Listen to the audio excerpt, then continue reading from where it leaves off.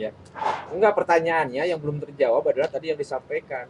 Bagaimana Anies mau mendamaikan Indonesia sementara dia tidak mampu mendamaikan saat pencapresan itu dia tidak mampu melakukan itu.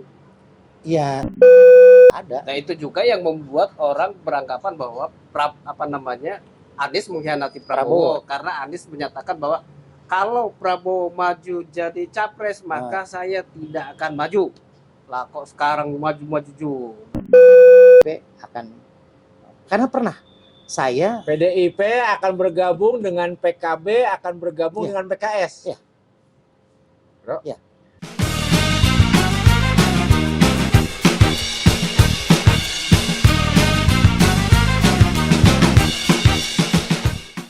Tapi kalau saya melihatnya itu bukan tekanan sebenarnya, tapi lebih pada peluang. Prabowo melihat bahwa kalau berpasangan dengan Gibran maka peluangnya untuk menang di Pilpres itu lebih besar. Jadi bukan tekanan, tapi lebih pada peluang. betul. Maksudnya mungkin Gibran itu memang bukan siapa-siapa, hanya sekedar wali kota Solo. Tapi di belakangnya itu betul. banyak yang ngebantu. Saya setuju itu. Nah, begitu pula yang dipikirkan oleh Pak Surya Paloh. Jadi Mas AHY ini juga potensi Mas AHY, Demokrat kuat. Tapi PKB, kalau dilihat PKB dengan Demokrat tinggian mana? PKB ya? Awalnya Demokrat. Sekarang PKB kan? Sekarang PKB kayaknya. Beberapa survei PKB. Kedua, yang pertama itu tuh dilihat daripada kekuatan partainya oleh Surya Paloh. Yang kedua, bagaimanapun ini tidak akan selama ini ya, historis sejarah NU itu kuat bos di Indonesia. Dalam artian NU ini bisa menjadi lumbung suara menguatkan capres. Surya Paloh melihat itu. Gitu. Setiap presiden yang menang itu pasti ada dukungan, mau katanya struktural NU-nya enggak, yang tadi Kang Kandai bilang. Tapi secara kultural NU-nya menguatkan bahwasanya capres ini bakal menang seperti Pak Jokowi kemarin ya. Ya. Enggak, pertanyaannya yang belum terjawab adalah tadi yang disampaikan. Bagaimana Anies mau mendamaikan Indonesia sementara dia tidak mampu mendamaikan saat pencapresan itu dia tidak mampu melakukan itu. Ya, sebenarnya Pak Anies sudah mencoba berbagai macam hal sebelum beliau sowan ke ibunya Gus Imin. Beliau langsung mengadakan rapat tengah malam dengan Pak Sudirman Said. Lalu Pak Sudirman Said saat itu langsung mengcalling timnya Mas AHY. Bukan tidak ada. Dia ada gerakan dari Mas Anies untuk coba berbicara dengan Mas AHY. Tapi saat sedang negosiasi seperti itu, Pak SBY besoknya membuat semacam konferensi pers. Itu yang memberatkan. Padahal saat itu, makanya kenapa kalau masalah ini, kalau Demokrat keluar karena Surya Paloh langsung mengambil Gus Imin menjadi wapres, kalau menurut saya PKS juga bakal keluar. Karena tidak menghargai PKS, kan PKS juga tidak diberitahu. Jangan-jangan asumsi orang bahwa Anies itu hanya jago retorika tapi tidak bisa bertindak, itu benar. Kalau Jakarta kita lihat ukuran lah, walaupun Jakarta ini hanya sekedar ibu kota ya, hanya sekedar satu wilayah. Tapi ya selama ini Presiden Indonesia ya sudah makan asam garam di ibu kota dulu. Beberapa kali Presiden itu melalui jalur ibu kota. Pak Anies itu terlihatlah bahwasanya ketika dimajuin oleh Gerindra di DKI, tapi Pak Anies dalam membuat keputusan kebijakan di DKI itu tidak ada yang namanya beliau terlihat hanya retorika doang, hanya dengan kata-kata doang, tapi tindakan beliau di Jakarta ada. Nah itu juga yang membuat orang beranggapan bahwa Anies mengkhianati Prabowo karena Anies menyatakan bahwa kalau Prabowo maju jadi capres maka saya tidak akan maju. Lah kok sekarang maju-maju. Itu gini Kang, itu di 2019. Jadi ketika di 2019 kan Mas Anies ini jadi gubernur baru 2 tahun kalau tidak salah. Nah, terus Pak Prabowo mengajak Pak Anies untuk jadi wapres. Gitu kan. Nah, Mas Anies nggak mau menyelesaikan gubernurnya. Bahkan ada wartawan bertanya, Mas Anies, gimana kalau Mas Anies jadi capres aja nih? Pasti Mas Anies namanya lagi bagus. Saya kalau Pak Prabowo maju menjadi capres masih mungkin 2018 ke 19. Dalam artian di saat pemilihan, di saat Pak Anies jadi gubernur. Jadi Pak Anies bilang saya tidak akan maju kalau Pak Prabowo masih maju. Itu di 2019. Sudah jelaskan oleh Pak Anies. Jadi tidak ada, Pak Anies sangat menghormati Pak Prabowo. Sampai sekarang Pak Anies sangat menghormati beliau. Sangat menghormati. Bahkan saya tahu Mas Anies sampai sekarang pun sangat menghargai dan menghormati Pak SBY. Saya yakin Mana mau menghormati Prabowo, mau nyapres aja nggak sowan ke Prabowo, bilang karena dia diusung Saling di malah DKI cuman gitu. mampu Harusnya datang. berkirim surat seolah-olah Iya. kita itu nggak tahu ya. Ya harusnya datang Pak Prabowo, terima kasih karena Gerindra sudah mengusung saya di DKI. Sekarang masa jabatan saya sudah berakhir dan saya mau jadi nyapres, izinkan saya maju. Ini melewat surat, gimana etikanya Ya. tuh? Ya konkretnya mah ya Anies nggak beretika lah sebetulnya. Iya. sebenarnya ya manusia itu kan tak luput dari kesalahan dan kekurangan. Jadi Oke. Anies salah ini. Bukan Intinya salah, salah. kan kekurangan. Oh, Nah, ini kekurangan. Mungkin ya. Jadi Anies semua- itu beretika atau tidak beretika? oh sangat dalam hal kalau- itu. sangat kalau menurut saya. Makanya kan gambaran tadi 5 rukun tuh Pak Anies itu syarat-syarat 5 rukun tuh ada di Pak Anies. Kalau menurut saya ada di Pak Anies. Karena Pak Anies ini ya dilihat dari etika beberapa kali lah terlihat lah gambaran-gambaran netizen itu. Oke, gue pengen menyimpulkan begini sih, saat menganalogikannya begini. Ini adalah Prabowo, Nah, ya kan? nah, Nah, sini adalah Ganjar, hmm, sini adalah Anies. Diumpamakan ini adalah bandul nih. bandul. Anies yang tadinya mulai di tengah mepet, ini mepet, kan terasa nih ya kan, terasa kedamaiannya gitu. Karena dia juga berusaha masuk ke bandul tengah. Cuman sekarang rasa-rasanya nih, Ganjar juga malah menjadi menekan ke sini kan. Hmm. Terus Anies juga berusaha ke sini. Ya nggak? Nah, sehingga Prabowo kelihatannya masih utuh dong. Dia mah nggak bakal goyang, dihajar sama Ganjar, dihajar. Sekarang Anies juga ikutan ngehajar. Cuman dalam posisi Anies di posisi yang kanan, terlalu kanan gitu sekarang. Ya. Ini bermasalah nggak sih? Nah, Nah, sementara dalam sejarahnya Indonesia, politik Islam itu tidak pernah menang gitu. betul. Nah, sekarang mau berusaha lagi ustadz, bawa-bawa ustadz lah, bawa-bawa ulama lah, bawa-bawa keagamaan lah. Berusaha nih seolah-olah Anies mau menyerang ke sini gitu kan, menekan-nekan sini. Kayaknya ini bakal masih tetap jaya loh kalau misalnya seperti itu. Nah, jadi Wah, ngeri-ngeri sedap ini. Saya minum dulu ini. oh, baru saya mau contohin Oh dulu. iya iya Pakai iya nih, iya iya. pakai nih, pakai nih, pakai nih. Minum saya siap. Saya yang jamu Ustaz. Nah, Bukan ini saya kalau memang obrolannya makin tegang. Maaf. bukan ini saya mau Silakan. mau kategorikan, analogikan. Ya, silakan. Nah, ini kan Pak Prabowo nih, ini Mas Anies nih, ini Ganjar, kan ini saling menekan nih, ya. Yang namanya menekan, oke dia akan tambah kuat di tengah ya, ya. Tapi juga kalau tekanannya semakin tinggi, itu bisa jadi dia akan terangkat. Kalau tekanannya kencang-kencang terangkat, lama-lama hilang. Lama-lama hilang atau lama-lama menang? Lama-lama hilang. Lama-lama terangkat. Jadi diangkat dulu memang Pak Prabowo, diangkat. Semua orang melihat partai besar ada di beliau, ya kan? Anaknya Pak Presiden ada di beliau. Iya. Terus anaknya Pak Presiden, ketua partai ada di beliau. Apalagi yang nggak beliau punya. Nah, semakin tinggi, saya pernah bilang 2 minggu yang lalu kepada seseorang ustadz lah, yang memang sering berdiskusi politik. Ustadz, bagaimana Ustadz? Ini Pak Prabowo kuat. Ya. Saya bilang, kayaknya saya analogikan ini nanti akan memang Pak Prabowo kuat. Dia akan lolos, tapi nggak bakal 1 putaran. 2 putaran. Oke. Dia dengan Pak Anies. Nah, inilah nanti yang akan menguatkan Ganjar itu PDIP. Kalau menurut saya ya, dengan debat kemarin Oh iya ya penerawangannya. Oke. waktu di Hotman Paris tuh, Ya. ini timnya PDIP dia membela Pak Anies ketika debat Ke sini nih. di Hotman Paris ya kan. Ini sudah terlihat nih, tidak seperti menyerang, kok ini malah menjadi temenan nih berdua nih. Jadi PDIP bagaimanapun juga Pak Bu Megawati itu pertama ingin membersihkan aroma-aroma yang kekurangan daripada timnya saat menjabat Presidennya Jokowi 10 tahun, banyaklah cercaan segala macam. Ditambah dia pun merasa dikhianati dengan Pak Jokowi. Jadi Megawati dengan Pak Surya Paloh ini sangat dekat. 10 tahun Jokowi menjabat, Bu Megawati dengan Pak Surya Paloh sangat dekat. Saya yakin ini yang akan memenangkan Pak Anies nanti itu, karena nanti PDIP akan masuk ke sini. Seberapa yakin kalau skornya 70 ke 80 bahwa Anies akan bergandengan dengan Ganjar? 79.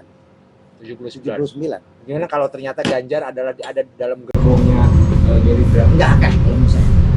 Karena bagaimanapun Ganjar itu ya dengan Pak Jokowi sebenarnya sama-sama kader PDIP yang sangat loyal. Sebenarnya sangat loyal dengan PDIP. Pak Ganjar dengan Pak Jokowi sangat loyal. Cuman ya setelah mungkin menjabat 10 tahun, orang itu kan ada perubahannya lah. Bagaimana, apalagi mungkin Pak Jokowi ada beberapa kinerja yang belum selesai menurut dia, tapi harus diselesaikan dengan arahan-arahan beliau gitu. Ya. Pasti beliau akan menitipkan atau mendukung seorang capres yang bisa meneruskan kinerja beliau.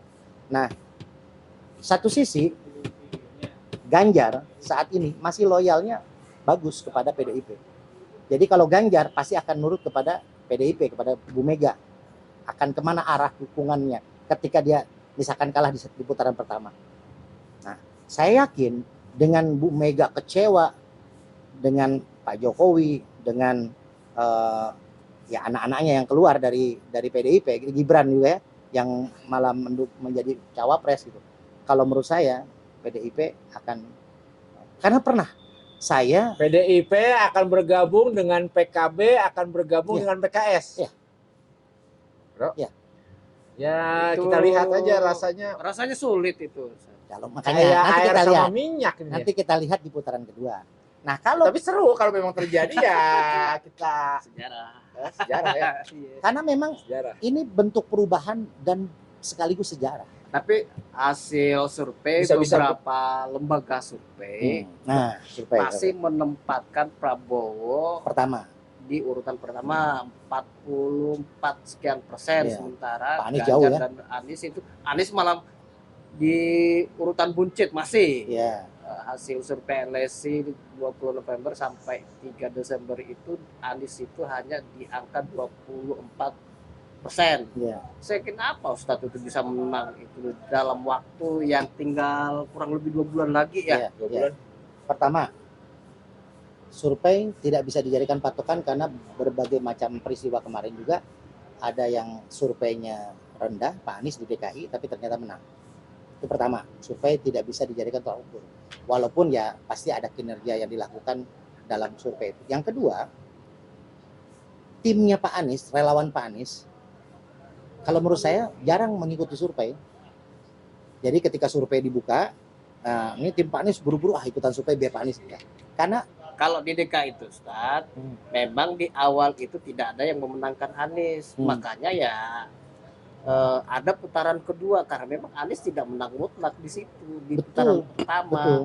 Nah kalau yang di kedua kan udah jarang tuh survei di putaran kedua. Kalau yang putaran pertama rata-rata benar hasil survei itu. Ya, tapi paling tidak begini, di putaran ini pun Pak Anies memang tidak terendah lah. Tapi dia akan lolos. Nanti kan yang menentukan di Pilkada DKI itu kan putaran kedua itu kan ketika AHY mendukung Pak Anies kan. Yes. Ketika Mas AHY. Nah, ini kebalikannya juga. Ketika PDIP merasa kecewa dengan Pak Jokowi, dia akan mendukung kepada Pak Anies. Tak peduli itu di dalamnya ada PKS. Nah, kalau menurut saya udah luntur lah dengan PKS dengan PKB bergabung itu. Karena dilihat daripada luntur ya, atau memang melihat PKS itu adalah juga pragmatis saja. Ya, tidak ada pilihan lain. Tidak ada pilihan lain. Tapi gini, kebetulan saya tinggal di Depok ya. Depok itu kan 90% tuh PKS lah. 90%, walaupun ya banyak survei juga yang melihat PKS katanya agak turun. Tapi kalau menurut saya PKS masih kuat. Ya, PKS masih kuat untuk di Depok. Nah, ini salah satunya juga saya bisa bikin minyak Pak Anies ini karena subsidi silang. Jadi ketua PKS pesan minyak ya kan dengan foto beliau, ketua DPD PKS, wakil wali kota Depok. Nah, hasil keuntungan kita buat stiker Pak Anies. Nasdem, ketua Nasdem pesan minyak, hasil buat itu. Nah, PKS ini kalau dilihat daripada kulturalnya itu kan kelihatan seperti Muhammadiyah Tulen lah. Ya.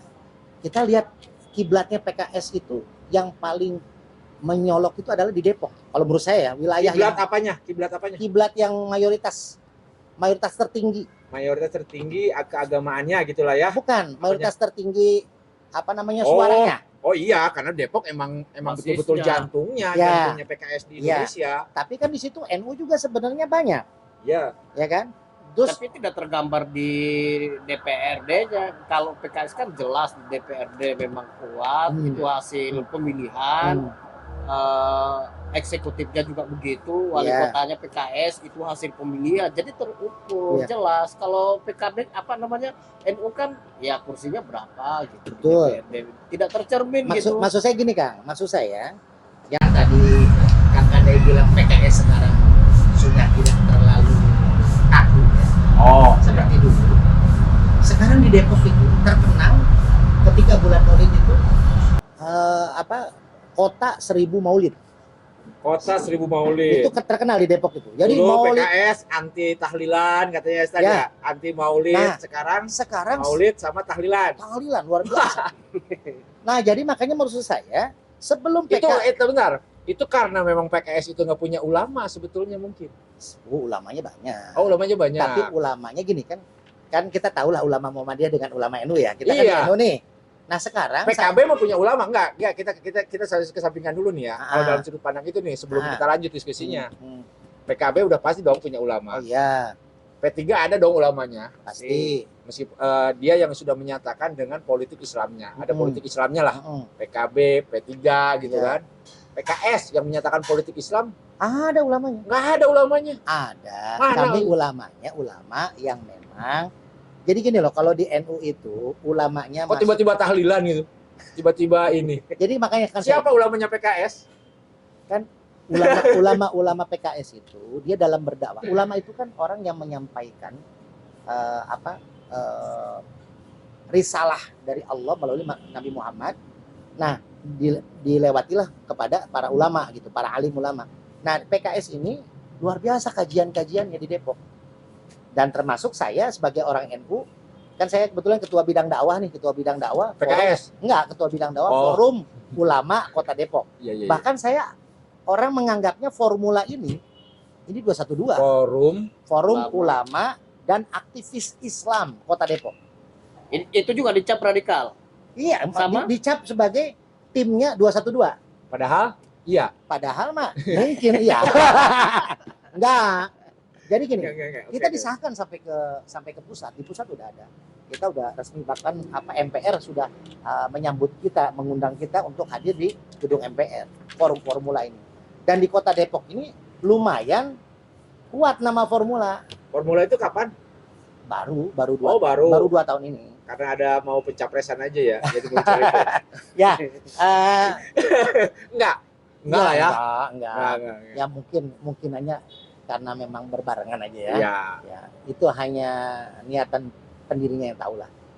Tapi saya diamanahkan oleh Ketua Umum Formula Kota Depok menjadi Ketua Bidang Dakwah Forum Ulama. Baru dengar juga sih, sebuah forum ada ketuanya, ada bidang-bidangnya gitu. Ada bidang dakwah. Biasanya yang namanya forum itu tidak ada ketua, tidak ada bidang, tidak ada apa. Nah, Yang inilah. menyatukan hanya rasa gitu. Ya, ini juga rasa memiliki capres yang baru gitu ya. Oh. Itu rasa lah ya.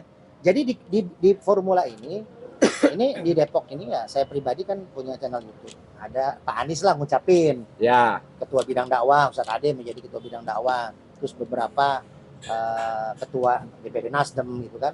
Itu. Nah, di situ formula sebenarnya tidak beraliansi dengan politik. Dia tuh sebenarnya niatan formula tuh gini. Di formula itu dia membantu, misalkan ada orang-orang mualaf.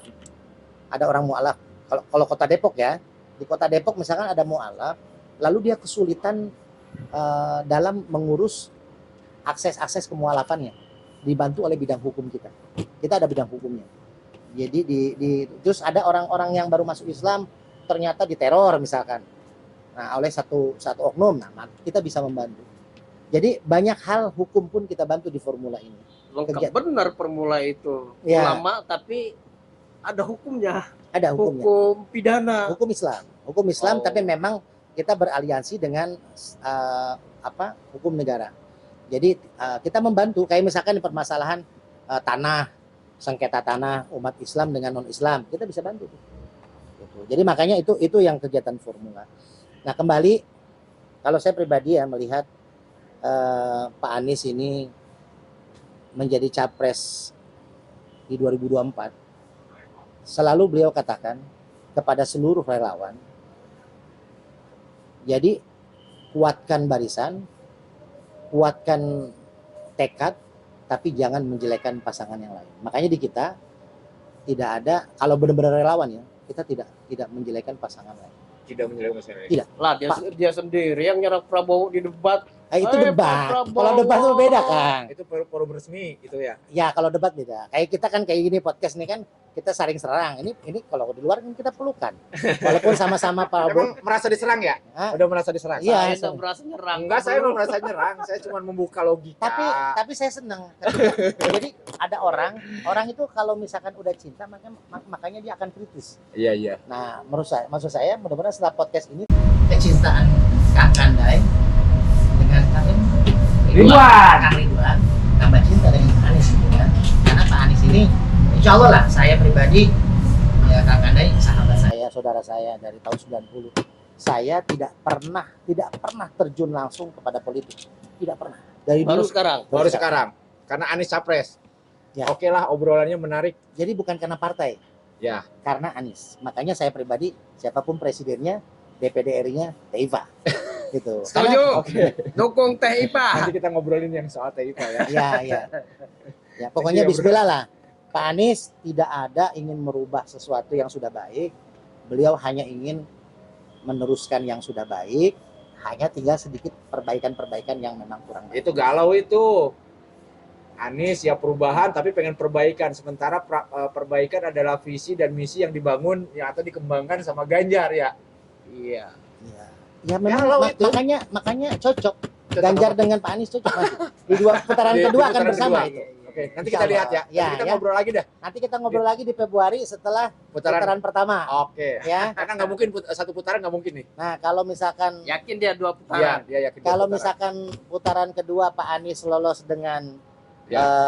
Pak Prabowo, ya itu dan itu dulu lah ya dua. Ya, kita lihat dulu, kita lihat. Ya. Kenapa tidak yakin bahwa 1 putaran tapi Anies pemenangnya? Enggak, kalau saya pribadi tetap Realistis. kita realistis. Oh, oke. Karena Pak Prabowo ini ya pengalamannya luar biasa, partai-partai mendukung juga banyak, uangnya juga kuat. Pak Anies nggak ada duit.